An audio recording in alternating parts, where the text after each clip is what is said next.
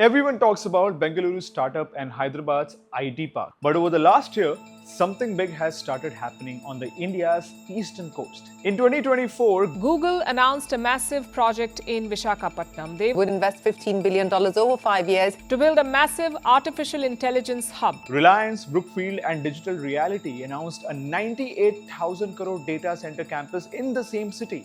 And Meta chooses only two places in India for its global undersea internet cable, Mumbai and Visakhapatnam. All this comes from a state mostly known for its agriculture and politics. But right now, it is trying to become the Silicon Valley of India.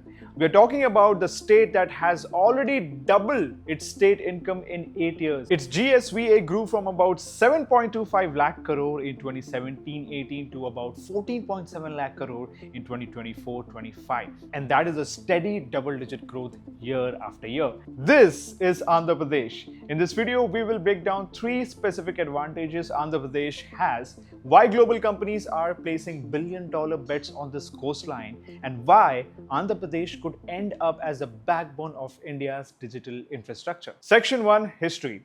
For most of its history, Andhra Pradesh was seen as an agricultural state. It had absolutely nothing to do with tech. And even today, around 55 to 60% of Andhra Pradesh workforce depends directly or indirectly on farming, fisheries, and related activities. Outside a few urban centers, this remained the main source of income. And this is because two major rivers, the Godavari and Krishna, flow through the state. So large canal networks were built to carry this water inland. This created a very strong irrigation base, making Andhra Pradesh one of India's major food producing states. In recent years, it has contributed around 7% of India's total rice production, consistently ranking among the top 10 rice producing states. The state is also a major producer of sugarcane and a national leader in fisheries and aquaculture. Seafood exports from the state forms a significant part of India's total marine exports. But Andhra Pradesh has another advantage. It has one of the longest coastline in India, stretching about 1,053 kilometers. Over time, multiple deep draft ports were developed along this coast. Today, Andhra Pradesh ports together handle roughly 15% of India's total cargo load. And several of these ports have draft of 18 meters or more, which allows them to handle large bulk carriers and container ships. This made the state important for logistics and trade on the east coast, even when most of its economy was still rural. But then came 2014. The state was divided into two, and Telangana was formed. And Hyderabad city went with Telangana. This was a major economic loss because Hyderabad had been Andhra Pradesh's largest city, its main IT hub, and one of its biggest source of tax revenue and private investment. Losing Hyderabad meant the state lost its primary growth engine almost overnight. But Andhra Pradesh realized that it didn't have to depend on Hyderabad. They had different strengths that led to 3 new opportunities. Section 2: The 3 opportunities. Andhra Pradesh's first opportunity was Geographic. Its long eastern coastline positioned the state along some of the world's most critical data routes. So when you use WhatsApp, YouTube or cloud services, your data travels through undersea cables, and almost all international internet traffic depends on these cables. But these cables need fixed entry points on land called cable landing stations. And for a long time, most of India's cable landed only in Mumbai and Chennai. But now that is changing, and Visakhapatnam is at the center of it. So Visakhapatnam sits on the east coast on the natural route for cables coming from the Southeast Asia and the US west coast. The seabed is suitable and deep water is available close to shore, which is the ideal condition. That is why a private company, SIFI, decided to build an open cable landing station here. Meta's Waterworth cable, one of the largest undersea cable system in the world, choose only 2 landing points in India, Mumbai and Visakhapatnam. And on top of this, Andhra Pradesh already had a huge fiber optic network about 24,000 kilometers long, covering 5,400 villages and 35,000 plus enterprise connections. Because of all this, Visakhapatnam is now becoming a direct entry point for global internet traffic. Where once it was majority relied on agriculture, it was now slowly transitioning out of it. The second opportunity is land. Data centers are very large buildings. A small data centers can fit inside a few acres, but a large AI data center is different. A 1 gigawatt data center campus can need 400 to 500 acres of land. And not just any land, this land must be flat, it must be close to power lines, it must allow future expansion, and it must stay available for decades. And this is where most Indian cities starts failing. Mumbai simply does not have this kind of land anymore. Whatever land exists, it is very expensive and not available as one big chunk. So scaling becomes almost impossible. Chennai and Hyderabad are now running into the same problem. As these cities expanded, large continuous land parcels were hard to find. Data center projects there are forced to split campus across locations, which increases the cost and complexity as well. But along the Andhra coast, land is still available in large chunks. This is because much of the coastline remained industrial and port focused, not residential. Large acres were planned and reserved early on for industry instead of real estate. APIIC, the state's industrial agency, says it has a total land of more than 1.4 lakh acres. It also says it has more than 44,000 acres available right now, and it lists more than 550 industrial parks in the state. This makes it easier to build large projects without constant delays or legal fight. It also allows companies to expand later without moving into another city. And this is why companies are announcing very large data center campuses in the same region instead of spreading them across many cities. The third is energy. So data center uses huge amount of electricity. A 1 gigawatt data center uses as much power as a medium-sized city. AI servers increases this demand even more. Data centers cannot shut down at night. They actually cannot stop during peak hours. Power must be available all the time for them. By 2030, data centers could use about 3% of all electricity in India. This creates pressure on the power grid. So what Andhra Pradesh is doing is they are preparing for this by adding power storage. The state has approval for battery energy storage projects with a total capacity of more than 1200 megawatts. And these batteries store electricity when supply is high and releases it when demand rises. Each battery system can supply power twice a day, which helps during peak hours. The state is also building pumped storage projects. Adani Green Energy alone has 4 pumped storage projects approved in Andhra Pradesh with a combined capacity of 4,500 megawatts, including a 1,000 megawatt project at Karivalsa near the Visakhapatnam region. And these projects store extra electricity when supply is high and releases it when demand rises.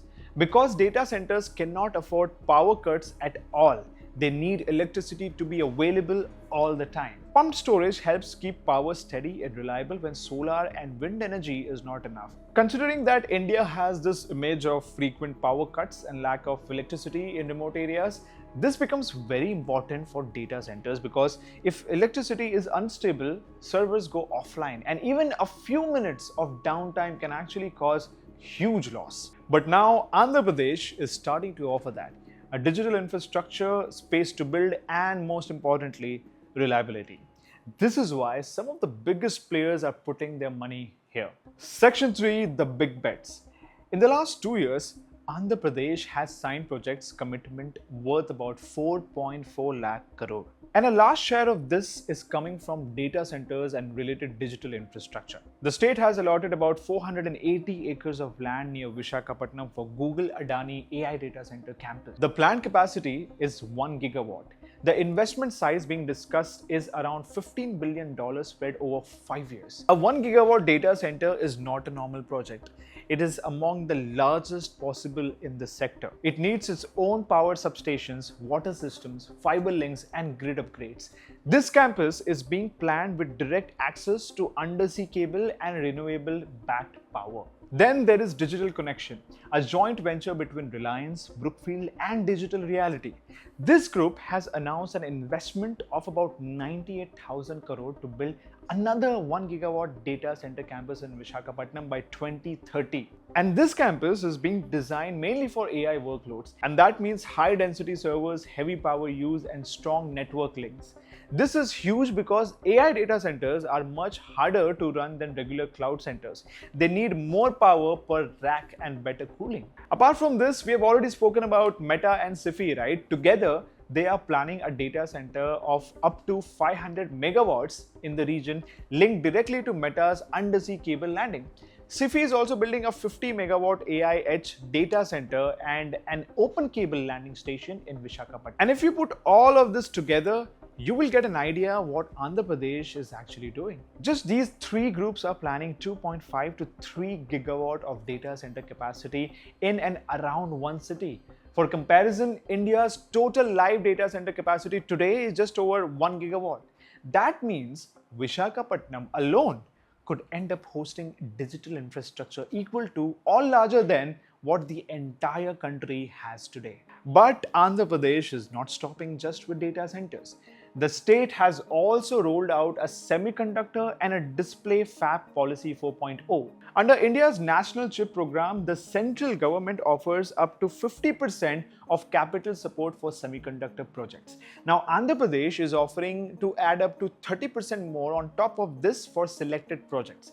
This means for some chip and display investment, public support could cover close to 80% of the project cost. Alongside this, the state also has an electronics manufacturing policy 4.0. This focuses on PCB circuit boards, electric components and assembly units, especially in the industrial areas like Naidupeta, which sits on its major transport corridors. So these components feed into data centers, telecom equipments, EVs and consumer electronics. There is also an IT and GCC policy 4.0 which focuses on IT services and global capability centers. Now, this gives special attention to the tier 2 cities. Ideally, the plan is to have big infrastructure projects based in Visakhapatnam and office and software jobs spread across other cities. This is a big bet considering the time frame and especially considering a few challenges. Section 4, the 4 challenges. Now, every large plan obviously has challenges, right? Andhra Pradesh does too. It has 4 major challenges that need to be tackled, and if that is done, then nobody can actually stop Andhra Pradesh from being the backbone of digital India. First, job versus investment size. So, data centers bring very high investment, but they do not create lakhs of permanent jobs. A 1 gigawatt data center campus usually creates a few thousand direct jobs once it is fully built, but most of the local jobs come during construction. And the state is aware of this. That is why it is not treating the data centers as a job engine. The actual plan is to use them as anchors and then pull in electronic manufacturing, components, logistics, IT services, and GCCs which employ more people per rupee invested. So in the 2024-25 state budget, Andhra Pradesh has also planned a capital outlay of 32,713 crore. And that was a 40% jump from the revised estimate of 2023-24. This money is for building and upgrading things like roads, power systems and public infrastructure that large industry uses, which all will help to create more jobs, right? Second, water use and local supply. Large data centers need water for cooling. But Visakhapatnam and nearby regions are not water rich all year. This is a known constraint. So new projects are being asked to plan for treated water, recycling and lower water intensity cooling systems instead of relying only on fresh groundwater. Major irrigation projects like Polavaram allocates water for both industrial and agriculture use in the Visakhapatnam region. Third, power reliability and clean supply. AI data center run 24 hours a day. Solar power alone cannot do this. And this is why Andhra Pradesh is not relying on renewables. It is adding battery storage and pumped storage to supply power during peak hours and night. The challenge is to match clean power hour by hour. This is still improving across India, not just Andhra Pradesh. The state is moving early because data center exposed this issue faster than other industries. Fourth, semiconductors are a long game. The semiconductor policy is very generous, but building chip needs skilled workers, suppliers, global partners, and stable demand. So Andhra Pradesh has not announced a large operational fab yet.